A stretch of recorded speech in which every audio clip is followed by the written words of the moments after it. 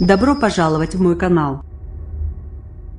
Cette troisième tempête hivernale sera marquée par des vents violents avec des rafales pouvant atteindre 140 km/h, tandis que les coefficients de marée élevés vont générer de fortes vagues et des risques de submersion sur la façade atlantique. À peine achevées les festivités de la nuit de la Saint-Sylvestre, les vents vont se renforcer lundi tôt dans la matinée pour souffler fortement de la pointe bretonne jusqu'à l'estuaire de la Gironde. Selon Emmanuel Demaël, prévisionniste à Météo France, ces rafales pourraient atteindre dans la matinée les 120 130 km/h sur les côtes, et les 90 km/h dans l'intérieur des terres, des Pays de Loire jusqu'à la Basse-Normandie et la partie ouest de l'Île-de-France. Dans l'après-midi, les vents devraient encore se renforcer, avec des rafales de 120 à 140 km/h sur toute la façade atlantique. Ils devraient gagner du terrain vers l'est, allant de la Vendée et la Charente au Massif central, et en fin de journée jusqu'au nord-est.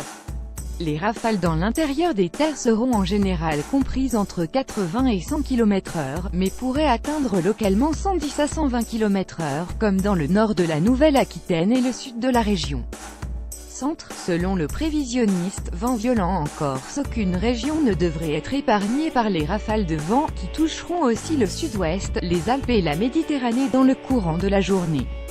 La Corse en particulier sera touchée par un vent violent en soirée et durant la nuit suivante, indique Emmanuel Demaël, qui évoque des rafales certainement supérieures à 140 km/h sur l'île de Beauté, phénomène aggravant la concomitance entre le passage de Carmen et des coefficients de marée élevés, proches de 90 le long de la façade atlantique, pourrait entraîner des phénomènes de submersion marine sur les côtes. Un certain nombre de départements devraient être placés en vigilance orange dès 16 h par Météo France. Les consignes à observer en cas de vent violent sont de limiter ses déplacements, d'adapter sa vitesse en voiture, de faire attention aux chutes d'objets, d'éviter de se promener sur les zones littorales et forestières. Carmen, tempête hivernale classique et d'une intensité comparable à Anna 11 décembre et Bruno mercredi selon le prévisionniste, pourrait entraîner des dégâts dus à des chutes de toitures ou d'arbres pouvant endommager le réseau électrique.